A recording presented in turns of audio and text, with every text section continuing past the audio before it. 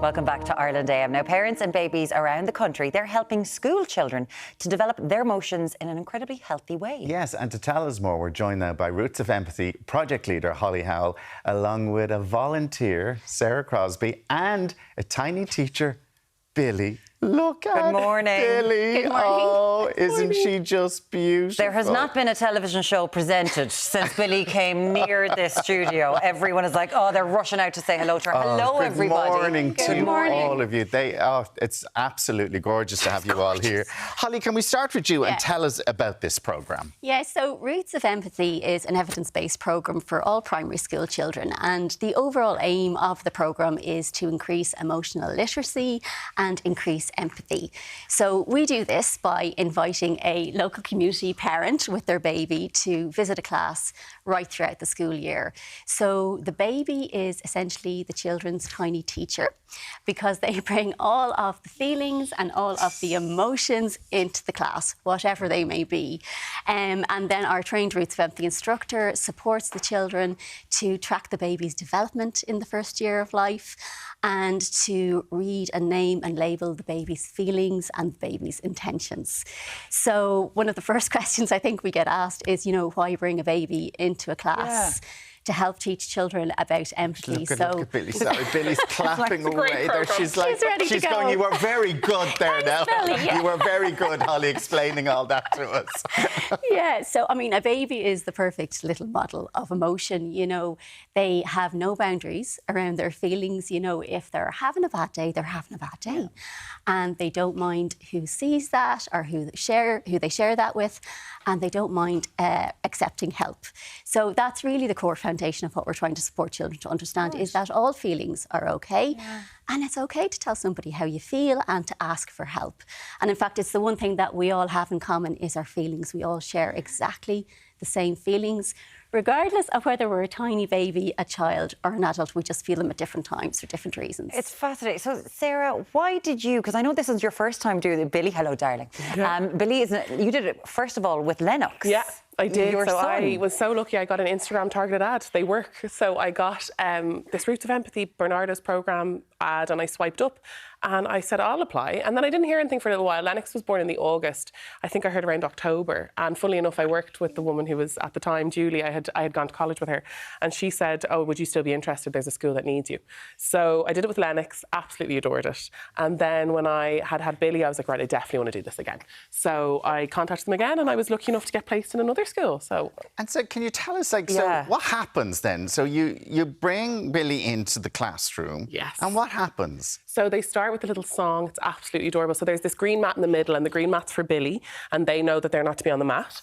And I go around to all the kids. I kind of take a second or two in front of each kid. They're standing up and they sing a little song. How old to are her. these children? The ones I'm with now are second class. Right. Yeah, so they're about 8, 9. 8 or 9. And they've been told they can touch your feet. So that's kind of, because obviously their natural reaction is to want to give them big cuddles and hugs and kisses. So they can all touch your feet, and they sing a little song as I go around.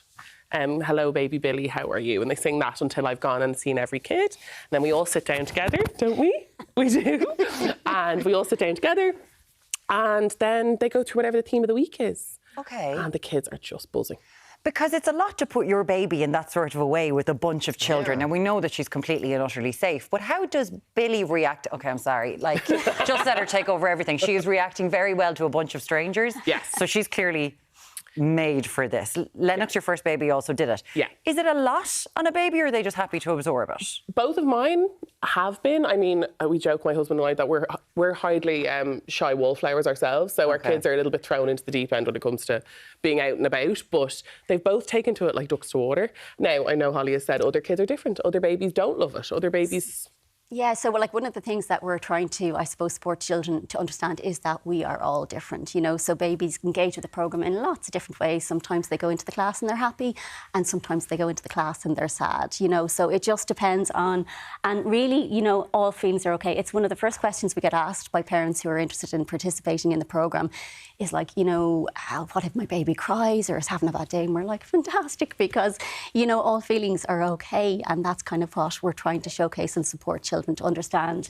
You know, some of the other feedback that we get from parents is, you know, it's like having 25 or 26 little cheerleaders cheering your baby on and telling you what you're doing well and what they're achieving and all of those kind of things. So one of the other reasons why a baby works so well, you think I'd be used to the distractibility at this stage, but it never gets old. One of the other reasons why a baby just works so well is they demonstrate the concept of not yet so well to the children. So the babies start between 2 and 4 months, and the curriculum tracks their development in the first year of life, and development is at its fastest in the first year of life. So when the children meet their baby first, the baby can't sit up by themselves or crawl over or hold anything in their hand. So they go back in over time, do they? They go in once, the instructor goes in every single week, and the parent and baby visits once every 3 weeks. So it's a year-long programme. A year, so that the children will see the development of the child over that year. Absolutely, and when they see their baby achieving these not-yets and these key milestones, it just really reinforces for the children themselves, we all have a not yet.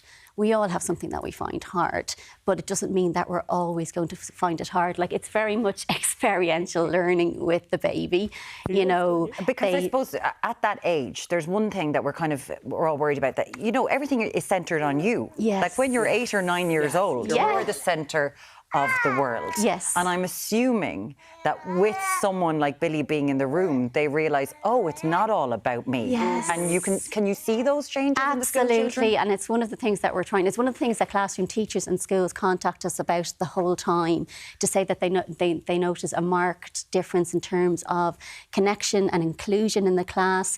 When children are more aware of, you know, how their words and how their behaviours can impact on one another, you know, they're less likely to want to physically, psychologically or emotionally hurt one another. Yeah, that is so interesting. Like, that is so interesting. Even having a baby in the room, you'd all watch your tone, watch your language. Yes. You would, and wouldn't even you? if they get excited and they notice that they've been extra loud and Billie might get a fright, they tune into the fact that their voice was loud. And so they'll calm it down. And they calm it down, and they all relate it back to their own. When I was this age, I did this. And when my brother was this age, he did this. So they're really asking questions at home about their own siblings and themselves. What was I like at that age? You know, and they're coming in and telling me then, oh, I got my first tooth at this age. Yeah. Holly, can I just ask you then? I mean, it's such an unusual thing, and I know now you don't even have enough parents to go into the schools that are looking for this. Yeah. But at the start, were schools going, what are you talking about? We're not free. We're already babysitting enough kids. What are you talking about? You're going to bring a baby into the class. Absolutely, absolutely they were. And actually, Roots of Empathy started in Canada. And when Barnardos first heard about the Roots of Empathy programme, we went over to Canada to see the programme in schools. And when we saw it live, we were like, this is something we feel would really benefit children in Irish schools. And I think, you know, once a school has the programme, they really see the difference. It's not just the impact on classroom behaviour. The programme is proven, so children who complete the programme, their pro-social skills go up. So things like kindness, caring, sharing and inclusion, and the more challenging type behaviours like bullying, mean behaviour, name-calling reduces. Wow. And, you know... There was one child who, through the programme, hadn't spoken. We hear about these impact stories, Muireann, the whole time. We had a little girl last year who had never spoken in school. She spoke at home and she spoke in other environments, but she had never spoken in school. And she was in 3rd class. And one visit that when the baby came into the class, the baby crawled over to this little girl, and one of her classmates said, oh, look, our Roots of Empathy baby loves this little girl. And this little girl said, and spoke in school for the first time, and said, and I love our Roots of Empathy baby. And this is where we have seen Roots of Empathy be transformational for children. You know, we had another little boy, like we get contacted the whole time about stories, and it's one of the reasons why we're trying to highlight our lack of funding, because we want to be able to reach more schools. We want to be able to reach the children that really need the programme. We've never had government funding. At the moment, Barnardos fundraising team have to fundraise the budget every year to meet Roots of Empathy. This year, unfortunately, is the first year where we have been unable to take on any new schools or reach any new children through the programme. So, you know, it's we've been running the programme since 2011, and we've reached 33,000 primary school children to date. But every time you bring out your budget submissions, the last few years, it has been really stark when Barnardos is talking about the amount of children that are living below the poverty line and the wealth gap. Absolutely, you know, and for children who are experiencing trauma in their lives, we prioritise children in debt areas. You know, when they come in to a Roots of Empathy programme, regardless of what happens, Roots of Empathy is risk-free learning, it's experiential learning. It really normalises those more difficult feelings for children. Yeah. So if they've had a hard time, or regardless of what's happened, you know, a baby is completely non-judgmental. They don't mind who your family is. They don't mind what happened in the schoolyard that day. You know, all feelings are okay, and we all share the same feelings.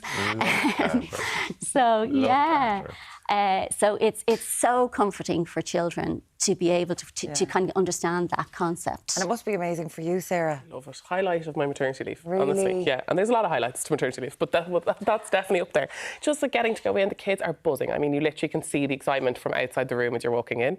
She's like a star in the middle of the school. I'm really sorry, she is a star. I know that she is gorgeous. To all of our mothers and fathers at home right now, if your baby's having a tantrum, I am so sorry that she has just been the best child in the entire world. Billie is just like, hey, how you doing? Hey, I'm here, Billie. How are you? I know. I have a whirlwind son, so this is my... You're calming up your oasis. Yeah. She's a calm one. You can find out more. It's called Roots of Empathy if you'd like to find out more about the programme. It's from Barnardos. Thank you so much for coming in. Sarah and Billie Crosby, my God, you're not going to get out of here for about an hour and a half. Don't think about going anywhere. And Holly Cowell, Roots of Empathy project leader with Barnardos. Thank you, the three of you so much. Thanks so much. Thank you. We're coming up from a mockumentary about the pitfalls of pop stardom to a stressful parenting drama. We're going to be rounding up the latest releases on our screens. Yeah, back with you very shortly.